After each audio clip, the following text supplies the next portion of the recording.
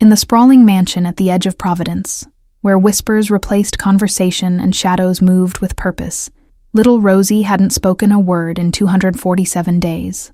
The day her mother's casket descended into the cold New England soil was the day her voice disappeared, as if buried alongside the only person who truly understood her heart. Men in expensive suits moved cautiously around her, these hardened criminals who could make grown men tremble, with a glance reduced to awkward, helpless figures in the presence of a silent 7-year-old. Her father, Salvatore Bianchi, the most feared man in 3 states, had conquered territories and crushed rivals, yet couldn't breach the walls his daughter had built around herself. The finest child psychologists had come and gone, their sophisticated techniques crumbling against Rosie's resolute silence. Her room remained a shrine to what once was, toys untouched, books unread, the curtains perpetually drawn against a world that had taken too much from her. At night, when the mansion grew quiet and the guards changed shifts, her father would sit outside her bedroom door, head in his hands. The mighty Bianchi, who controlled everything from dock workers to judges, powerless against the grief that had stolen his daughter's voice and left a ghost in her place. Rosie would sit for hours by the window overlooking the garden where her mother had once planted roses, her small fingers tracing patterns on the glass. The staff whispered that she was broken beyond repair, a tragic figure in a house built on fear and respect. When Salvatore hosted business meetings, associates' eyes would drift to the small figure who haunted the hallways like a specter, her dark eyes observing everything yet connecting with nothing. They pitied the boss not for his enemies, but for the battle he couldn't win with threats or money. The household staff moved around her like she was made of glass, afraid that the wrong word or gesture might shatter what fragile existence remained. Her school uniforms hung unworn, her backpack collecting dust. Education seemed pointless when the child refused to engage with the world. 5 nannies had quit, unable to bear the weight of caring for a child who stared through them as if they were ghosts. The last one left in tears, claiming there was something unsettling about a child who watched everything, but participated in nothing. Salvatore had begun to believe the whispers that perhaps his daughter would never return from the abyss of her grief. The empire he had built seemed hollow now, its purpose lost when he looked into his daughter's empty eyes and found no reflection of himself or the future he had imagined. The teachers from her former private school occasionally sent letters, inquiring about her return, but these remained unopened on Salvatore's desk. What use were academics when the fundamental human connection of speech had been severed? For her 7th birthday, Salvatore had transformed the grounds into a carnival, complete with rides and games, hoping to spark joy in his daughter's heart. Rosie had walked through it all, touching nothing, saying nothing, her small hand limp in his as if the very act of holding on required too much energy. The staff began to wonder if the boss's heart was changing, softening under the constant strain of his daughter's silence. The man who once ordered executions without blinking now spent hours researching childhood trauma and grief counseling techniques. In the 3rd floor east wing, where Rosie's bedroom overlooked the garden her mother had loved, a half-finished puzzle lay on a table, the only activity that seemed to hold her attention, if only for moments. The pieces, like her scattered thoughts, refused to form a complete picture. The whispers around Providence grew louder. The invincible Don Bianchi had finally met an adversary he couldn't defeat. Some rivals began testing boundaries, sensing weakness in an organization led by a man distracted by personal tragedy. At night, when her father thought she was sleeping, Rosie would carefully arrange her mother's photographs in a circle around her pillow, creating a barrier against nightmares. The household staff found them each morning, but no one dared disturb this ritual, this silent prayer to a mother who could no longer protect her child. The cleaning service agency hesitated when they received the request from the Bianchi estate, knowing the rumors about what happened to people who disappointed the family. Most cleaners refused the assignment outright, fear outweighing the exceptional pay offered for maintaining the sprawling mansion on the hill. Margaret Walsh didn't have the luxury of fear, not with rent 3 months overdue, and the hospital bills still arriving with alarming regularity. The memorial cards for her son Timothy were still on her kitchen counter, their edges worn from her fingers tracing his smiling face each morning before she forced herself to face another day. Before the accident that took her 4-year-old son, Margaret had been a preschool teacher, beloved by children for her gentle patience and creative approach to learning. Now she could barely look at children without feeling her heart splinter into smaller fragments. The agency manager had pulled her aside, explaining in hushed tones exactly whose house she would be cleaning. They're particular about things being just so, and they don't like questions or chatter, he warned, not mentioning the darker rumors that circulated about the family's business practices. On her first day, Margaret kept her head down as security checked her credentials at the gate, 3 armed men escorting her to the service entrance. The mansion felt like a mausoleum, oppressively silent, despite the dozen staff members moving efficiently through their tasks. She was assigned to the East Wing, the guard's instructions precise and limiting. Certain rooms were off-limits, certain items were not to be touched, and under no circumstances was she to interact with family members. The warning seemed unnecessary. The halls were empty, devoid of life despite their opulence. As she methodically worked through the assigned rooms, Margaret became aware of a presence, a small girl watching her from doorways, disappearing when noticed. Like a ghost playing a game of hide-and-seek, the child seemed to materialize and vanish without sound. During her lunch break, sitting alone in the staff kitchen, Margaret overheard 2 security guards discussing the boss's problem in low voices. "It's been 8 months, and the kid still won't talk to anyone, not even him," one murmured, genuine concern evident beneath his gruff exterior. Margaret recognized the symptoms immediately from her teaching background. Selective mutism triggered by severe trauma, the mind's way of protecting itself when reality became too painful to process. She'd had a student once, a boy whose father had died suddenly, who didn't speak for 3 months. The next day, Margaret brought her cleaning cart to the library, where she'd glimpsed the child hiding behind heavy curtains. Without acknowledging her presence, Margaret began humming softly, an old lullaby she used to sing to Timothy, while dusting the endless rows of leather-bound books. From the corner of her eye, she saw tiny fingers reach out from behind the curtain, tracing the pattern of the oriental rug. Margaret continued working, carefully maintaining the pretense that she hadn't noticed, understanding intuitively that direct attention might cause the child to retreat. When she returned the following day, there was a crude drawing left, precisely where her cart had been positioned, a stick figure with a mop, and what appeared to be a smile. Margaret slipped the paper into her pocket before the guards could see it, a forbidden interaction she instinctively kept secret. That night in her bare apartment, Margaret studied the drawing, the first genuine emotional connection she'd felt since Timothy's funeral. She carefully placed it on her refrigerator next to her son's last artwork. 2 broken worlds momentarily bridged by crayon and innocence. She began leaving small, inconspicuous gifts where the child might find them. A perfect maple leaf pressed between paper towels, a small origami bird fashioned from cleaning cloth, a heart drawn in condensation on a window. Nothing that would alert security, nothing that could be traced back to her. The girl began following her more openly, maintaining distance but watching intently as Margaret cleaned and organized. Sometimes Margaret would narrate what she was doing in a soft, gentle monologue, the way she used to explain the world to her preschool students and to Timothy. On the 3rd week, Margaret found a small treasure left in her cleaning cart, a handcrafted rabbit missing 1 ear, clearly well-loved and precious to its owner. Her hands trembled as she carefully placed it in the pocket of her uniform, understanding the magnitude of this trust.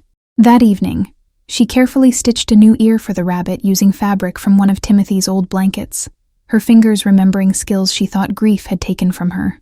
She added a tiny heart stitched on its chest, a silent message of understanding from one broken heart to another. The next morning, hidden cameras captured the moment when Margaret slipped the repaired rabbit into the gap between the bookshelf and wall, where she'd seen small fingers retreating.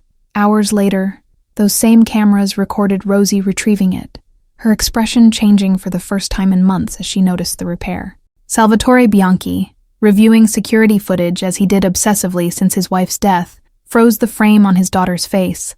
The subtle shift in her expression, not quite a smile but no longer the empty mask he'd grown accustomed to, made his heart stutter with hope and suspicion.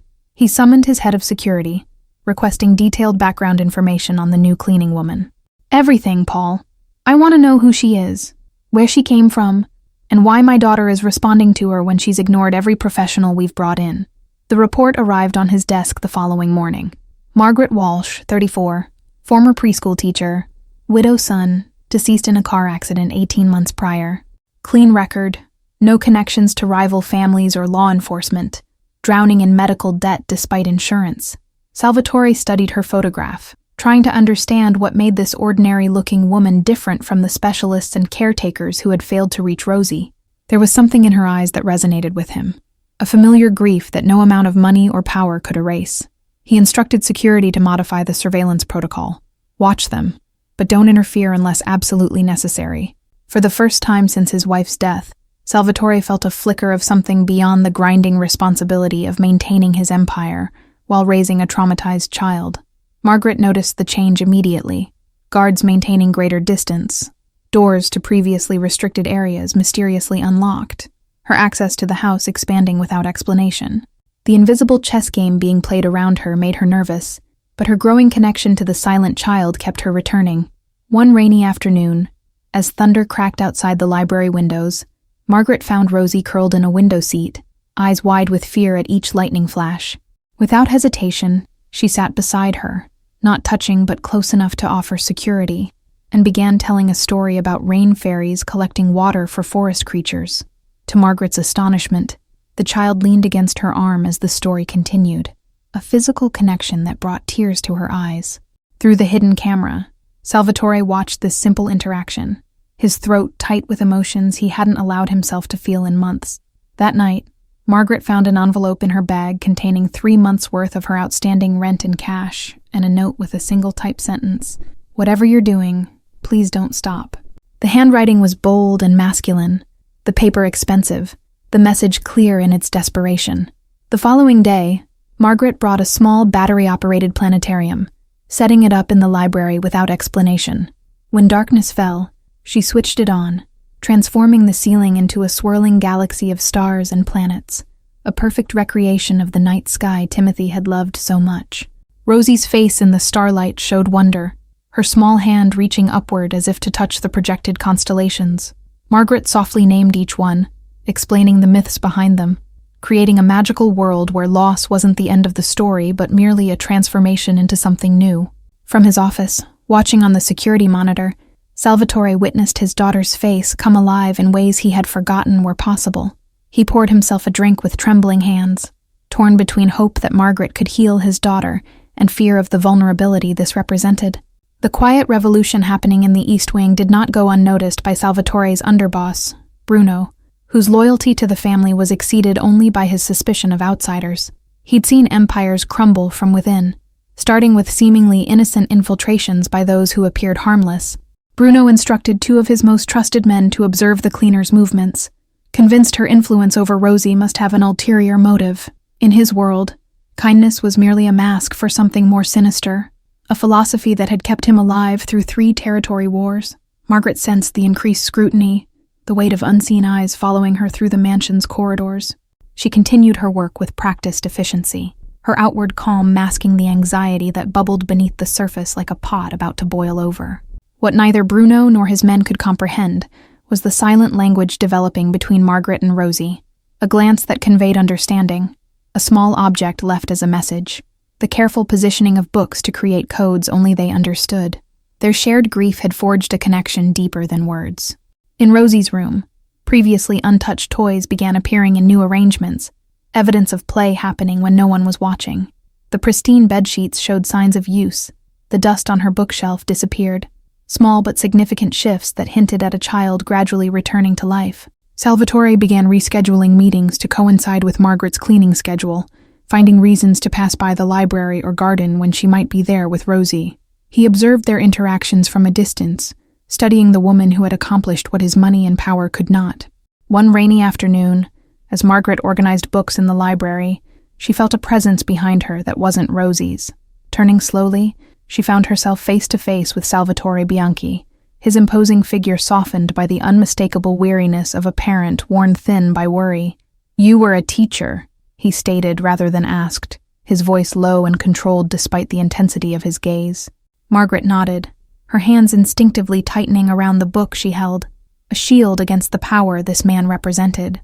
What passed between them in that moment wasn't spoken, a recognition of shared pain, a mutual understanding that they were 2 adults orbiting a child's grief, each with their own reasons for needing to help her find her way back. Salvatore left without another word, but the atmosphere had shifted irrevocably.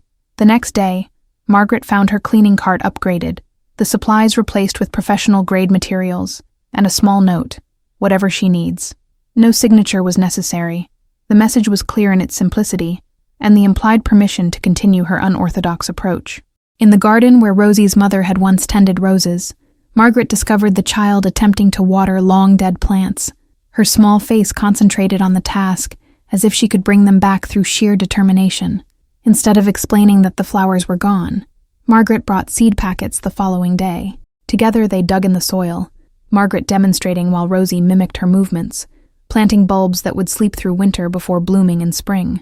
The metaphor wasn't lost on the security cameras capturing the moment, nor on Salvatore watching the feed from his office with a tumbler of scotch in his hand.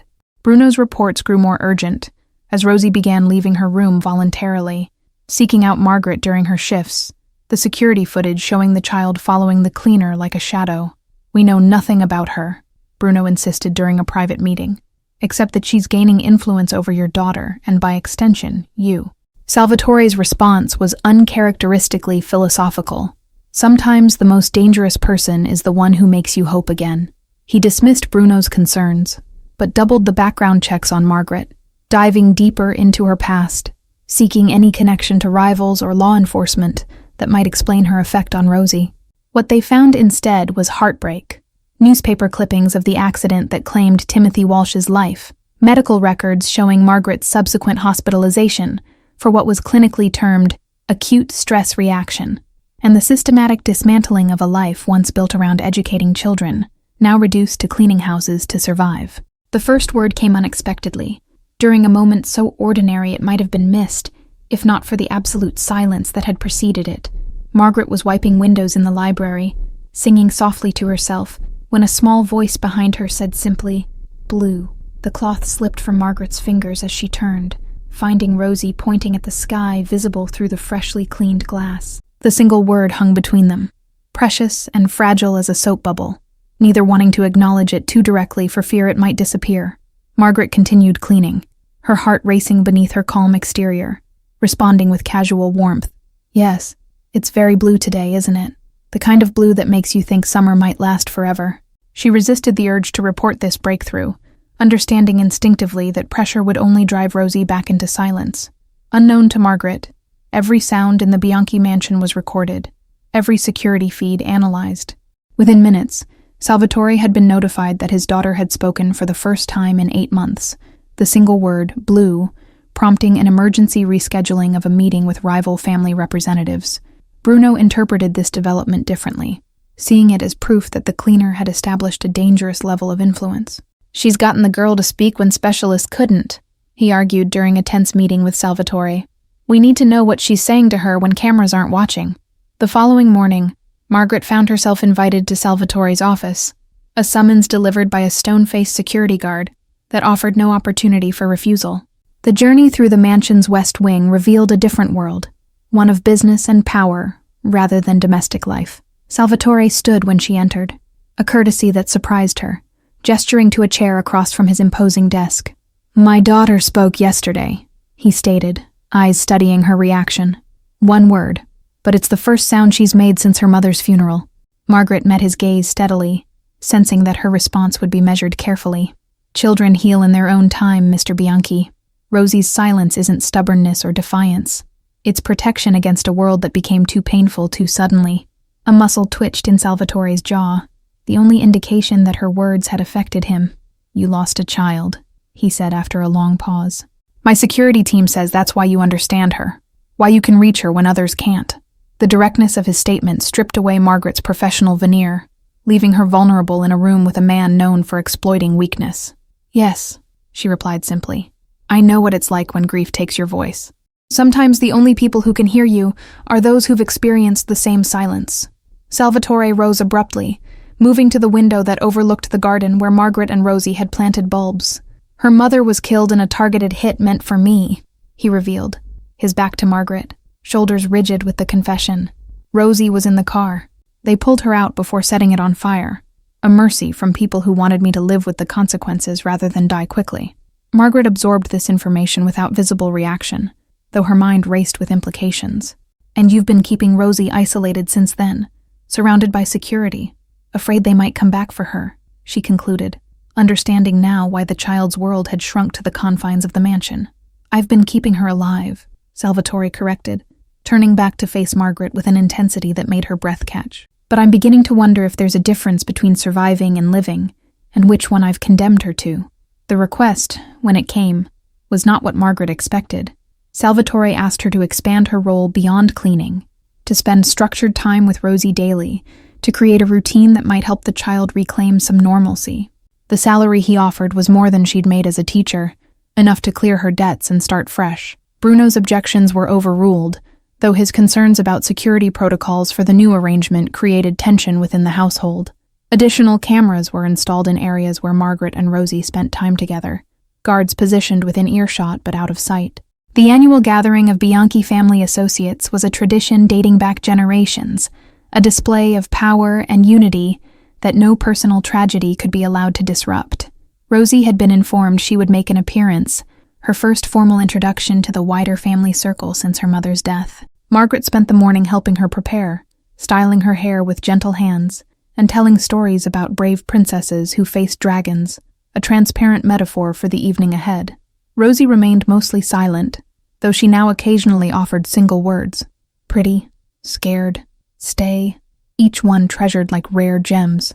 The child's dress, selected by a stylist under Salvatore's direction, was age-appropriate yet clearly expensive, a reminder of her position as heir to an empire built in shadows. Margaret fastened the pearl buttons up the back with steady fingers, pretending not to notice how the child trembled beneath the fabric. As evening approached, Rosie's anxiety manifested physically. Her breathing quickened, her small hands cold and clammy when Margaret held them. "Remember, you can come back to your room whenever you want," Margaret reassured her, knowing Salvatore had agreed to this escape clause after lengthy discussion. The ballroom gleamed with crystal and polished silver, dozens of conversations hushing momentarily as Salvatore entered with Rosie's hand clasped firmly in his. Margaret watched from a strategic position near a service entrance, close enough to intervene if needed but invisible to most guests. Rosie's composure lasted exactly 27 minutes before the combination of unfamiliar faces, loud conversations, and a champagne glass shattering nearby triggered a response that no one was prepared for. The child's scream cut through the elegant murmur of the gathering like a knife, her body collapsing to the floor as she curled into herself, hands over her ears.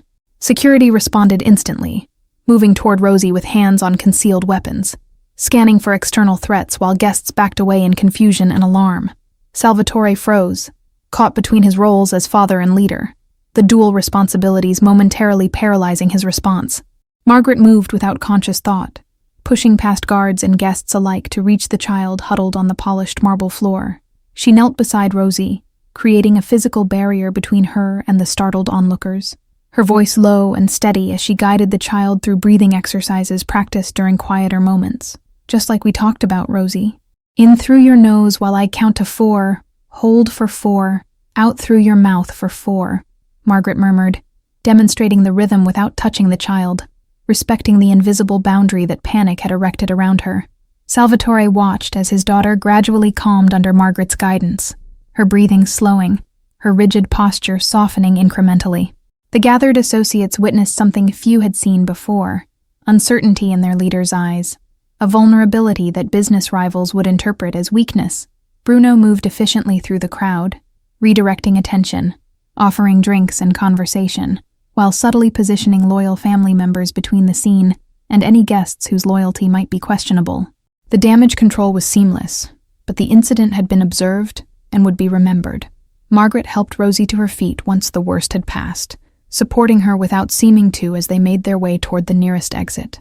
Salvatore followed at a distance, maintaining his composure through decades of practice control while his world shifted beneath his feet.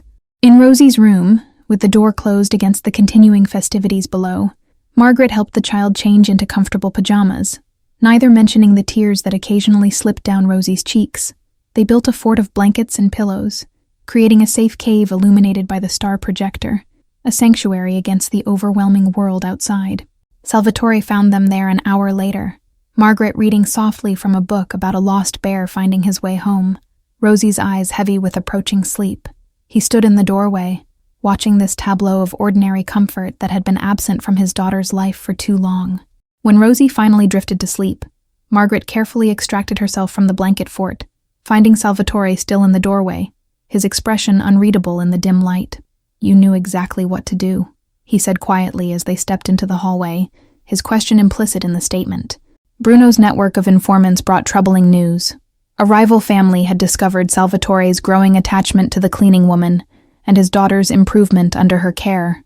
This vulnerability, this newfound emotional dependence, was being discussed in back rooms where business was conducted through whispers and blood.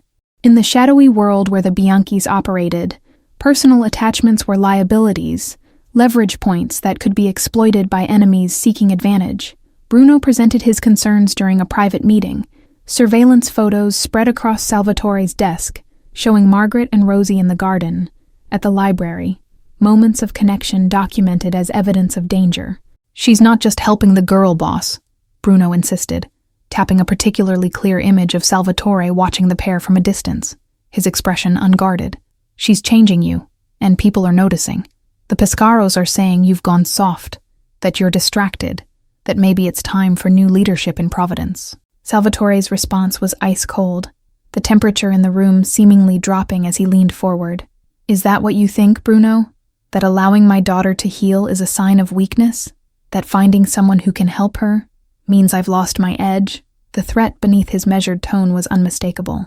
Bruno had served the family too long to be intimidated easily, his loyalty buying him the right to speak difficult truths. "What I think is that you've given this woman access not just to your home, but to your heart, and we know nothing about her except what's on paper. Papers can be falsified, backgrounds manufactured. Mom, the seed of doubt, once planted, grew rapidly in soil fertilized by decades of necessary paranoia. Salvatore authorized deeper investigations into Margaret's past, interviews with former colleagues, surveillance of her apartment, and analysis of her financial transactions, searching for any suspicious patterns. What they discovered instead were the mundane details of a life shattered by loss, therapy sessions she could barely afford, a small box of her son's belongings she still couldn't bring herself to donate, evening classes in child psychology taken in a desperate attempt to understand why her son had been taken from her. Despite the evidence of Margaret's innocence, Bruno remained convinced that her influence represented danger. His concerns gained traction when intelligence reports confirmed that the Pescaro family was indeed watching the Bianchi household closely, particularly Margaret's comings and goings, which followed predictable patterns that made her an easy target. The warning came from an unexpected source, a police detective with ties to the Bianchi organization, who reported increased surveillance activity around Margaret's apartment building. "They're not watching her because she's a threat," the detective explained during a clandestine meeting. "They're watching her because you care about her, and that makes her valuable." Salvatore faced an impossible choice: remove Margaret from their lives, severing the connection that had brought Rosie back from the edge of a bottomless grief, or keep her close, knowing that her presence painted a target on her back that grew larger with each day she remained in their orbit. The decision was taken out of his hands when Margaret's apartment was broken into while she was working at the mansion. Nothing was taken, but every photo of her son had been arranged in a circle on her bed, a message that required no translation. "We know what matters to you. We know how to hurt you." When informed of the break-in, Margaret's face drained of color, her hands gripping the edge of Salvatore's desk with white-knuckle intensity. "They found Timothy's things," she whispered, the implication clear. Strangers had touched her most precious memories, violated the shrine she had created to her son's short life. Salvatore's response was immediate and non-negotiable. Margaret would move into the estate's guest house effective immediately, her apartment leased to someone else under a different name, her remaining possessions transferred under heavy guard. The walls that protected his family would now extend to include her. Bruno objected strenuously, arguing that bringing Margaret closer was exactly what their enemies wanted, creating a consolidated target rather than distributed vulnerabilities. "You're thinking with your heart, not your head," he warned during a heated exchange that ended with Salvatore reminding him sharply of the chain of command. The guest house transformation occurred with military precision. Security systems upgraded, bulletproof glass installed, panic buttons positioned strategically throughout the small but elegant space. What had once been designed for visiting associates became a fortress within a fortress. A visual representation of Margaret's new status within the Bianchi hierarchy. The morning after Margaret moved into the guest house, Rosie appeared at her door unescorted, clutching her repaired rabbit and a small backpack. "Breakfast," she said simply, the single word an invitation rather than a request. her free hand extended with an expectancy that brought tears to Margaret's eyes. Together they walked to the main house, trailed at a discreet distance by security personnel, who had clearly been instructed to allow this unprecedented independence. In the kitchen, the staff glanced curiously at Margaret in her civilian clothes, rather than her cleaner's uniform, this visual signifier of her altered position, creating ripples of speculation throughout the household. Salvatore joined them halfway through their meal, his entrance causing an immediate exodus of kitchen staff seeking to give the unusual trio privacy.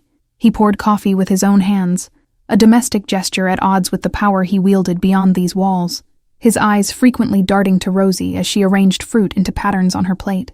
"I need to attend to business matters today," he announced, directing his words primarily to Margaret, though his eyes remained on his daughter. "There have been complications requiring my personal attention. Paul will remain here with additional security. No one leaves the property until I return." After he departed, the atmosphere in the mansion shifted perceptibly, Bruno's authority filling the vacuum left by Salvatore's absence. He made no attempt to hide his surveillance of Margaret and Rosie, his presence a constant shadow as they moved through their day, his disapproval evident in every terse instruction to the security team. In the library that afternoon, as Margaret helped Rosie with basic reading exercises, the child surprised her with a complete sentence, her first since the trauma. "Why doesn't Bruno like you?" she asked, her voice rusty from disuse, but her perception razor-sharp, missing nothing despite her silence. Margaret chose her words carefully, aware of the microphones undoubtedly recording their conversation. "Sometimes people worry about change, especially when they care deeply about protecting someone they love. Bruno wants to keep you and your father safe, and sometimes new people seem like they might be dangerous." Rosie considered this explanation with solemn eyes that had witnessed more violence than any child should. "You're not dangerous," she stated with absolute conviction, returning to her book as if the matter was settled, unaware of the profound effect her words had on the adults listening through security feeds. That evening, as Margaret prepared for bed in the guest house, the security alarm chimed softly, announcing an authorized visitor.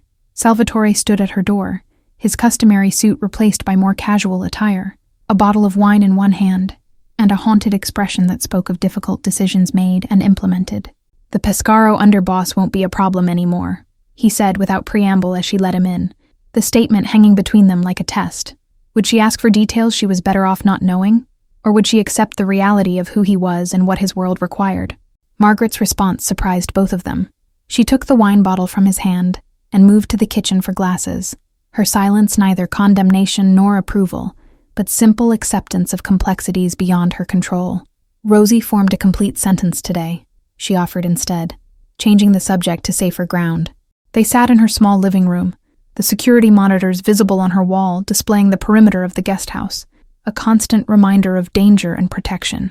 "Bruno doesn't trust me," Margaret stated after her first sip of wine. "He believes I'm a weakness in your organization, a way for your enemies to hurt you through Rosie." Salvatore's laugh held no humor. "Bruno doesn't trust anyone, including himself most days. But he's not wrong. Caring about people is dangerous in my world. It creates vulnerabilities that can be exploited." He studied her over the rim of his glass, searching for judgment or fear and finding neither.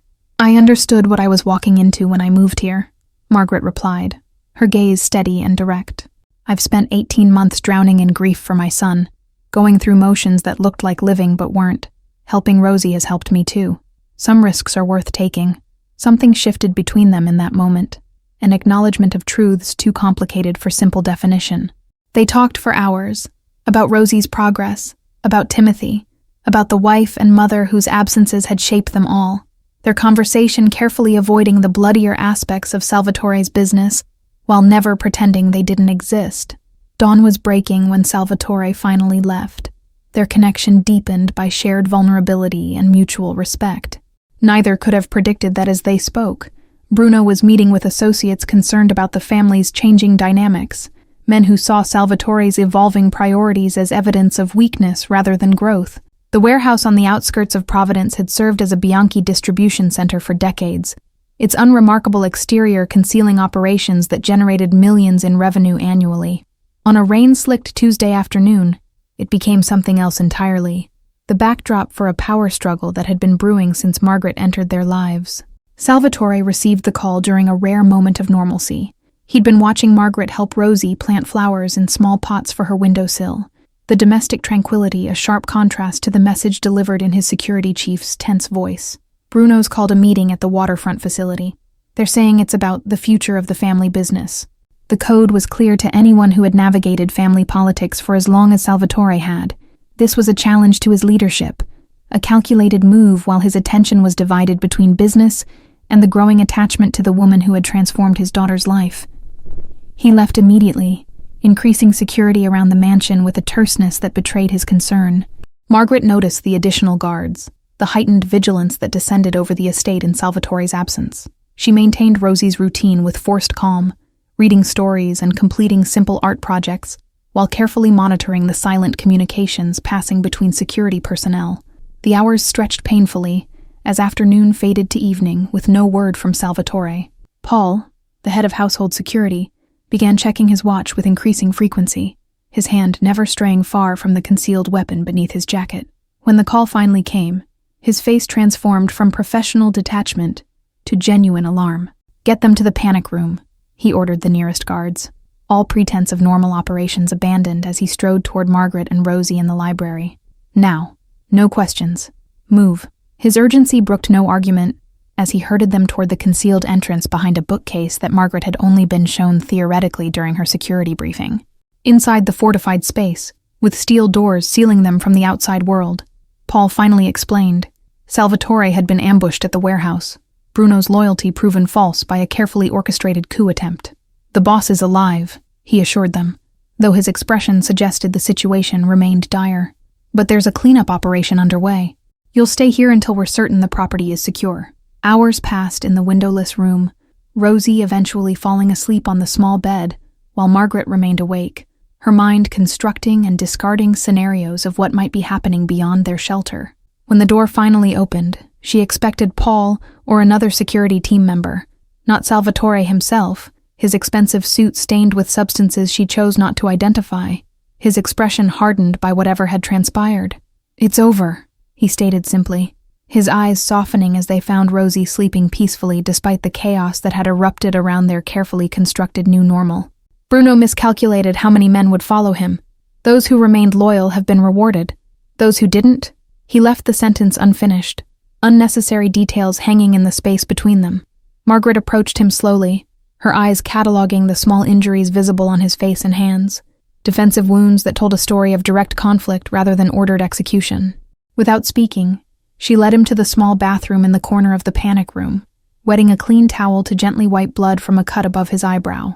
The intimacy of the gesture suspended them in a moment, outside the violence of the day, Salvatore's breath catching as her fingers brushed against his temple.